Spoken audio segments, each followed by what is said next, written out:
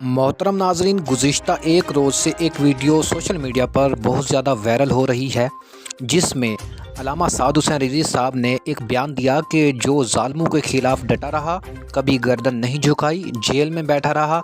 तो पीटीआई वाले ये समझ बैठे कि इमरान खान के बारे में कह रहे हैं।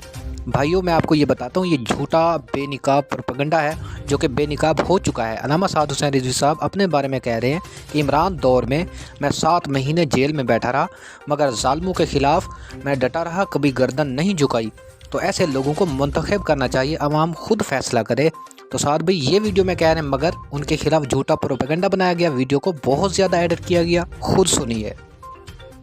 नहीं कहते कि आप हमें वोट दें, आप हक और सच को वोट दें। जो इनकी आंखों में आके डाल के खड़ा है उनको वोट दें। और जो इनसे ना जेलों में घबराया है, ना बाहर घबराया है, और ना पहले घबराया है, ना आप घबराया। हम जुल्म के कल भी खिलाफ थे, आज भी खिलाफ है, और एक ही नारा लगाते हैं कि मर जाएंगे, कभी तर्क रिवायत न करेंगे। न हम शेख, न मुल्ला, न मसाहिब, न लीडर। जो खुद नहीं करते वो हिदायत